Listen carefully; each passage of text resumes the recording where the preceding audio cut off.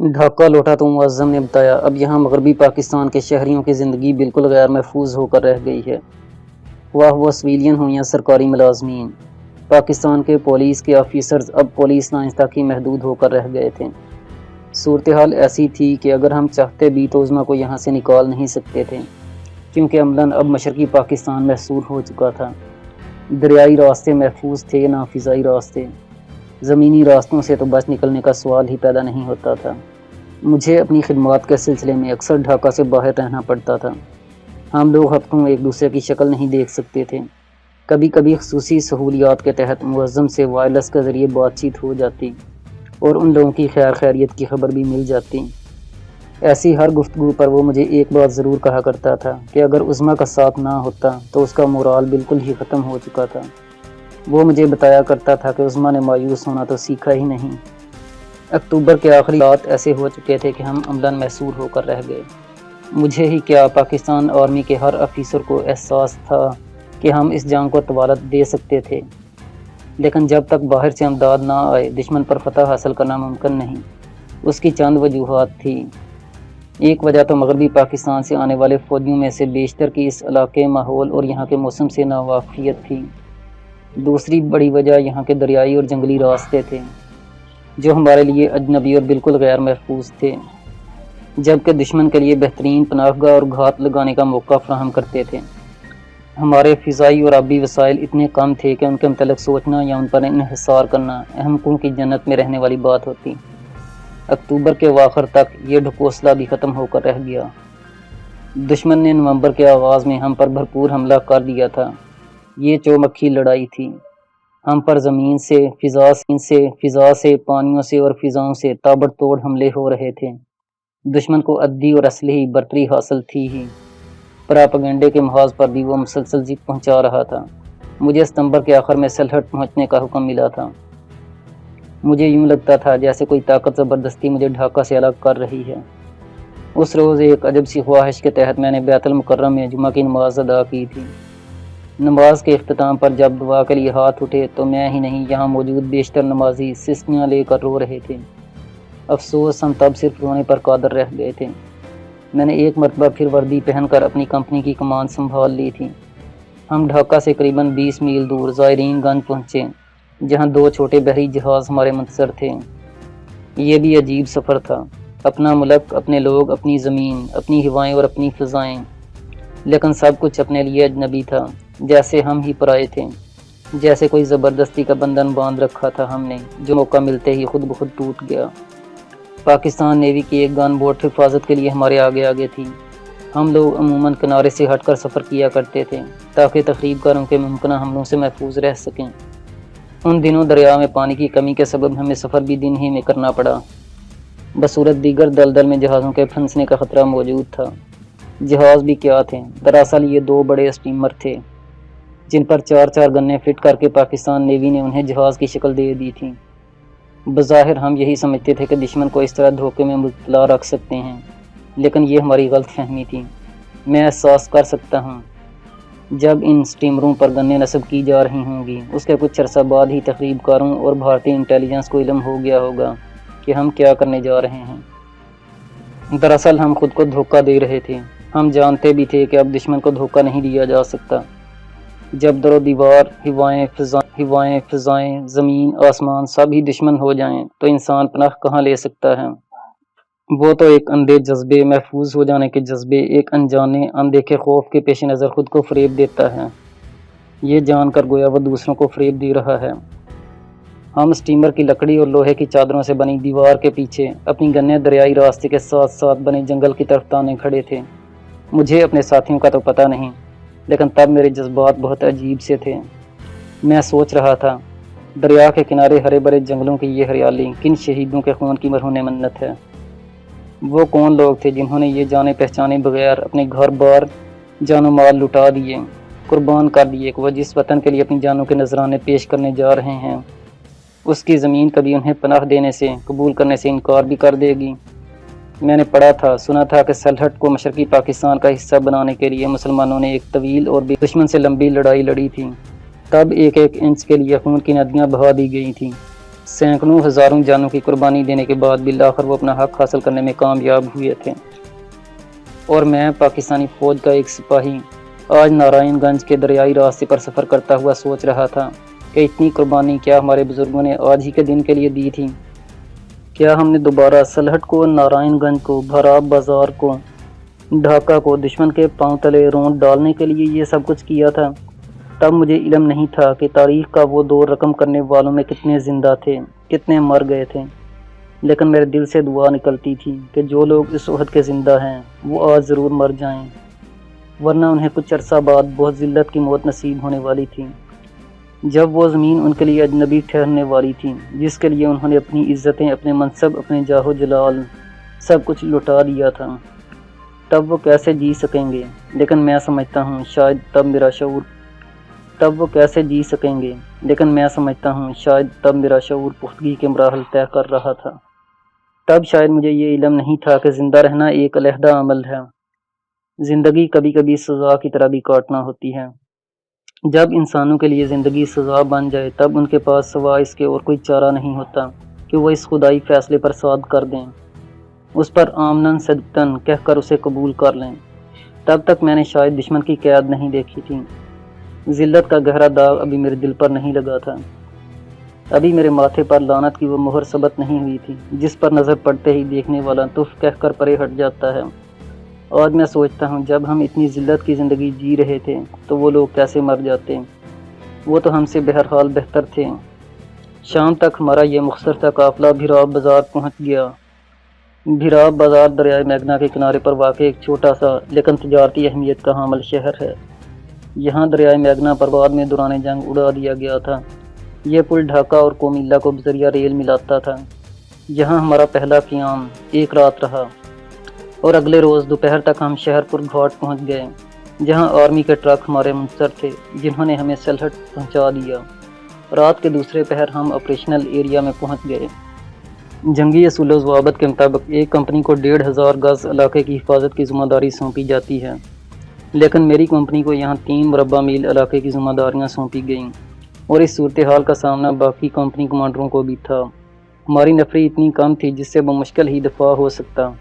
हमले का तो सवाल ही पैदा नहीं होता था। इस इलाके में बारिशें मामूल से कुछ ज़्यादा होती हैं। हर दूसरे तीसरे मील पर झाड़ियों और दलदल का सामना करना पड़ता था। हम चूँकि इलाके से मुकम्मल आशनाई नहीं रखते थे, इसलिए बेशतर मकामात पर अचानक हंगामी सूरत हाल का सामना करना मुल्क का इलाका समझ कर जब बड़ी बड़ी जंगली घास में दाखिल होते हैं तो अचानक दलदल में फंस जाते हैं। इलाका कटा फटा था, सड़कों की हालत नागुफ्ता बे थी। मुक्ति बाहिनी ने किसी भी सड़क को इस्तेमाल के काबिल नहीं रहने दिया था। चंद पुल बाकी बचे थे, लेकिन हमारे पास उनकी हिफाजत करने के लिए जवान मुयस्सर नहीं आते थे। ये जिम्मेदारियाँ रज़ाकारों को सौंप दी गईं। करीबन तमाम पुलों की हिफाजत अल-बदर और अल-शम्स कर रहे थे।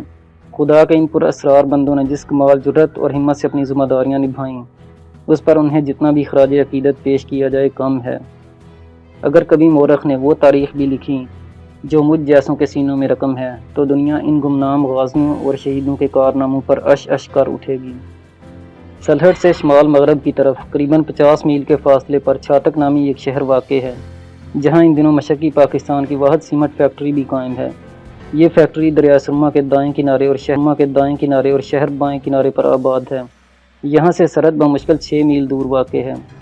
हमारी आमद से पहले इस फैक्ट्री और सरहद तक के सारे इलाके की हिफाजत इन ही जानबाज रज़ाकारों और स्काउट्स के सपुर्द थी। हमारी आमद से कबल भारत की फ़ौज के साथ झड़पें इनका रोज़ाना का मामूल बन चुकी थीं। भारतीय फ़ौजी इन मुजाहिदों को तरबियत याफ्ता फ़ौज ना जानते हुए मुतअद्दिद मरतबा इन पर हमलावर हो चुके थे। दरअसल इन दिनों भारत ने एड़ी चोटी का जोर लगाकर कोशिश शुरू कर दी थी कि किसी न किसी तरह वो इस इलाके के कुछ हिस्से पर कब्ज़ा करके यहाँ बांग्लादेश की नाम निहाद हुकूमत कायम कर दें। ये अलग बात कि हर दफ़ा अज़्म इस्तिक़ामत की इन नाकाबिले तस्ख़ीर चट्टानों से टकरा कर उसके मज़मून मकासद पाश पाश हो जाते। हमारी आमद के अगले ही रोज़ मेरी कंपनी को दुश्मन की तरफ से पहले बाकायदा हमले का सामना करना पड़ा। दुश्मन ने ज़बरदस्त गोलाबारी की आड़ में अपने कुछ पैदल दस्तों के जलू में मुक्ति बाहिनी को कुर्बानी के बकरे बनाकर आगे बढ़ाने की कोशिश की थी। मकसद यही था कि इस इलाके में आगे बढ़कर किसी न किसी तरह छातक पर कब्ज़ा कर लिया जाए। लेकिन अली सुबह दुश्मन की तरफ से होने वाले इस हमले को हमने उसके मज़मूम मकासद समेत उसकी सरहदों में इस पहर तक दफन कर दिया था। اس کے بعد یکے بعد دیگرے دشمن 3 روز تک ہم پر حملے کرتا رہا، لیکن اس نے ہر دفعہ منہ کی کھائی، پھر ٹھنڈا ہو گیا۔ اب اس نے اپنی توجہ دوسری طرف مبذول کر لی تھی، جس کا فائدہ میں نے اٹھایا، اور اگلی ہی رات سے ہماری نائٹ پٹرول پارٹیوں نے دشمن کی صفوں میں اس کے علاقے میں کھلبلی مچانا شروع کر دی تھی۔ یہ انتہائی اقدام تھا جو میں اللہ کی مدد اور اپنے جوانوں کی قوت ایمان کے بل بوتے پر اٹھا چکا تھا۔ اصولی طور پر میں ایسا کرنے کا مجاز نہیں تھا، میرے پاس تو اپنے علاقے کی حفاظت کے لیے بھی جوان میسر نہیں تھے، لیکن تب میں نے جارحیت بہترین دفاع ہے کی حکمت عملی اپنائی۔ اس طرح میں نے اپنی دانش میں حاصل کر لیے تھے۔ ایک طرف تو ہمارے جوانوں اور رضاکاروں کا مورال بڑھنے لگا تھا، اور دوسری طرف دشمن کی صفوں میں مسلسل کھلبلی پھیل رہی تھی۔ عموماً ایسی ہر مہم کی کمانڈ میں خود کیا کرتا تھا، اور اپنی معاونت کے لیے رضاکاروں کا مختصر سا گروپ جس میں 3 تا 5 البدر ہوا کرتے تھے اپنے ساتھ لے جایا کرتا تھا۔ یہ لوگ ایک تو مقامی علاقے اور راستوں سے واقفیت رکھتے تھے، دوسری وجہ ان کی غیرت ایمانی اور بہادری تھی۔ میرا ایمان تھا یہ ہمیں کبھی اکیلا چھوڑ کر نہیں بھاگیں گے۔ شوق شہادت کا یہ عالم تھا کہ گویا ان کے درمیان شہادت کے حصول پر ٹھن گئی ہو۔ ہر کوئی دوسرے سے پہلے اس مقام کی فضیلت پر فائز ہونے کو بے چین اور بے قرار تھا۔ جہاں کہیں حملے میں شدت پیدا ہوتی، یہ مجاہد دیوانہ وار اس میں کود پڑتے، اور جب تک دشمن خاموش نہ ہو جاتا ان کے اقدام واپس نہ پلٹتے۔ ان گمنام سرفروشوں نے قدم قدم پر ہمارے جوانوں کے لیے عزم و عمل کی مثالیں قائم کی۔ عملی اور دلیری نے دشمن کو اس محاذ پر بھی سر اٹھانے کا موقع نہیں دیا۔ اس کے سر اٹھانے سے پہلے ہی ہم نے اس کے سر کو کچل کر رکھ دیا۔ کاش ہماری ہائی کمان بھی دفاع کی بجائے جارحیت کو اپنا مقصود ٹھہراتی، ہم اس ذلت سے بچ جانے میں کامیاب ہو جاتے۔ 31 نومبر کو عید تھی۔ ہم نے یہ عید مقامی محب وطن بنگالی آبادی کے ساتھ محاذ پر ادا کی۔ اس روز جب ہم سب اکٹھے ہاتھ اٹھا کر رو کر خدا کے حضور اپنے گناہوں کی معافی مانگ رہے تھے، تو نہ جانے میں ایسا کیوں محسوس کرنے لگا تھا کہ شاید اللہ تعالی ہمارے گناہوں سے صرف نظر فرما لیں گے۔ افسوس یہ میری سوچ تھی۔ 21 نومبر کی شام کو ہی دشمن نے ایک برگیڈ کی قوت کے ساتھ ہم پر حملہ کر دیا۔ یہ حملہ اچانک اور خلاف توقع تو نہیں تھا، لیکن ہم نے یہ نہیں سوچا تھا کہ دشمن اتنی زیادہ قوت کے ساتھ کبھی ہم پر حملہ آور ہوگا، کیونکہ ابھی تک باقاعدہ جنگ کا اعلان بھارت یا پاکستان کی طرف سے کسی ملک نے نہیں کیا تھا۔ ہم نے 3 دن جان توڑ لڑائی لڑی اور متعدد شہادتوں کے بعد حملے کا زور توڑ دیا، لیکن شہادت اتنی زیادہ تھی کہ دوبارہ اپنی بکھری ہوئی پوزیشنوں کا سنبھالنا ہمارے لیے ناممکن تھا۔ اس کے ساتھ ہی ہمیں حکم مل گیا کہ دریائے سرما پر لوٹ آئیں۔ چھاتک میں ہماری جگہ دوسری کمپنی نے لے لی تھی، کیونکہ میرے بیشتر جوان شہید یا زخمی تھے۔ میں نے سب سے پہلے شہیدوں کو سلٹ میں دفن کرنے کے انتظامات کیے، اس کے بعد اپنی پوسٹ پر لوٹ آیا۔ لڑائی مسلسل جاری تھی۔ اس کے بعد 17 دسمبر تک ہمیں ایک پل بھی سکون میسر نہ آ سکا۔ دشمن ہر روز نئے زور و شور کے ساتھ حملہ آور ہوتا۔ اس کا ہر حملہ گزشتہ حملے سے زیادہ قوت کے ساتھ ہوتا تھا۔ یوں محسوس ہوتا جیسے وہ اپنی ساری فوج کو مروانے کے بعد بھی سلہٹ پر بہر صورت قبضے کا عزم کر چکا ہے۔ دشمن کا نقصان ہمارے مقابلے میں کم از کم 50 گنا زیادہ تھا، لیکن اس کے پاس مکتی باہنی کی صورت قربانی کے بکرے موجود تھے۔ وہ ہراول دستوں میں جھونک کر جنگ کا ایندھن بناتا رہا۔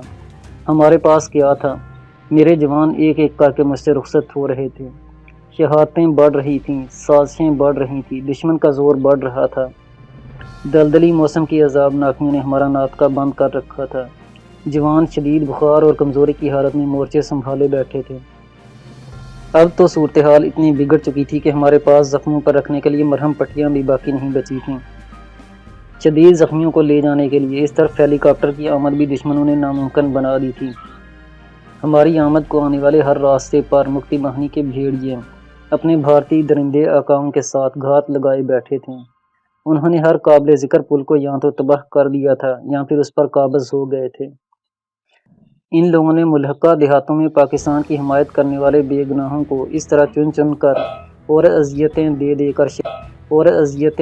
کر شہید کیا تھا کہ اب کوئی مقامی مسلمان خوف کے مارے ہماری مدد کی ہمت نہیں کر پاتا تھا۔ راشن کے محفوظ ذخائر ختم ہو رہے تھے، رسد کے راستے مسدود تھے، گولہ بارود نہ ہونے کے برابر تھا، نفری روز بروز کم پڑتی جا رہی تھی۔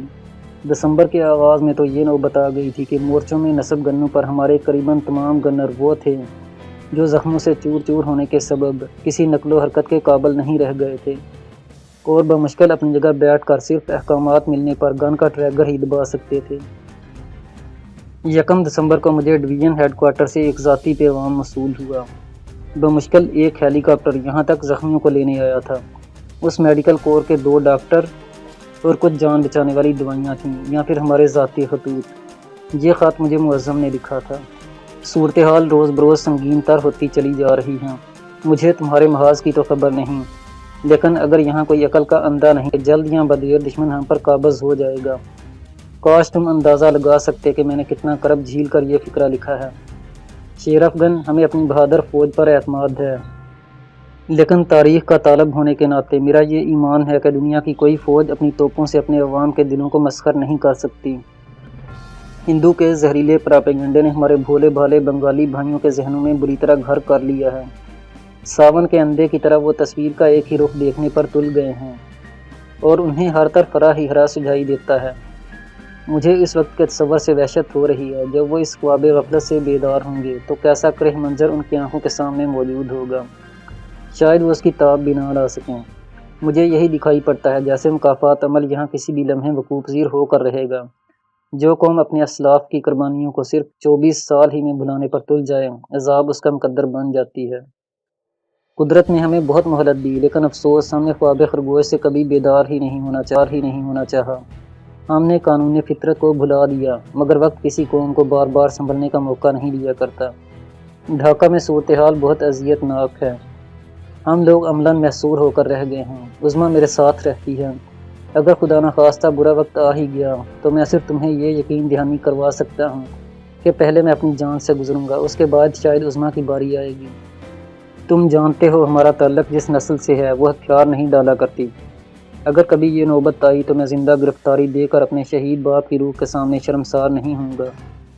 میں عظمیٰ کے ساتھ نیپال کی طرف نکلنے کی کوشش کروں گا۔ اس کو کلکتہ سے متعلق خاصی معلومات ہیں جہاں سے ہمیں مدد میسر آ سکتی ہے۔ گو کہ ان حالات میں سوائے خدا کی ذات کے اور کسی پر اعتماد نہیں کیا جا سکتا، لیکن میرا دل اب بھی گواہی دے رہا ہے کہ میرے پولیس کے بنگالی ساتھیوں میں ایسے لوگ موجود ہیں جو ہمیں مشرقی پاکستان کی سرحد انشاءاللہ بحفاظت پار کروا دیں گے، جہاں سے ہم گورکھپور کا راستہ اختیار کریں گے۔ شیر افغان، تم ایک بہادر باپ کے بیٹے ہو، کمانڈو ہو، تمہارے لیے کوئی صورتحال غیر معمولی نہیں ہونی چاہیے۔ جب میدان جنگ میں اترو تو اپنے دل میں ایک لمحے کے لیے بھی عظمیٰ کے متعلق ملال نہ لانا، دشمن کو گرفتاری نہ دینا، ایسا ناگزیر ہو جائے تو فرار ہو جانا، بہرصورت فرار ہو کر نیپال پہنچنے کی کوشش کرنا۔ ادھر سے سرحد پار کرنا آسان ہے، بھارتی پنجاب یا مقبوضہ کشمیر سے شاید اتنا آسان نہ ہو۔ فی الحال میرے ذہن میں اور کوئی بات نہیں آ رہی۔ وقت بھی کم ہے، زندہ رہے تو انشاءاللہ ضرور ملیں گے۔ خدا حافظ، تمہارا بھائی معظم شاہ۔ معظم کے خط کی ایک ایک سطر مجھے اپنے دل کی گہرائیوں میں اترتی محسوس ہو رہی تھی۔ نہ جانے کیوں آج پہلی مرتبہ اس نازک صورتحال پر میرا دل بھر آیا، میری آنکھیں چھلک پڑیں۔ اپنی بے بسی کا احساس مجھے آج بہت زیادہ شدت سے ہونے لگا تھا۔ میں نے سوچا معظم سچ کہتا ہے، تاریخ کا دھارا اپنے رخ چلتا ہے، اپنے مزاج کے مطابق۔ قانون کی فطرت اٹل ہے۔ ہماری بدعمالیوں کے سبب شاید ہم پر در توبہ بند ہو چکا ہے۔ شاید ہم نے وہ حد عبور کر لی ہے جو اتمام حجت کے لیے ضروری ٹھہرتی ہے۔ بس اب کسی بھی لمحے، کسی بھی دم قدرت کا فیصلہ آیا کہ آیا۔ تب بھی میرے دل میں دور دور تک یہ خیال نہیں آیا تھا کہ ہم اتنی ہولناک اور ذلت آمیز شکست سے دوچار ہوں گے۔ میں نے سوچا زیادہ سے زیادہ یہی ہوگا کہ ہمیں دشمن کی شرائط پر جنگ بندی کرنا ہوگی۔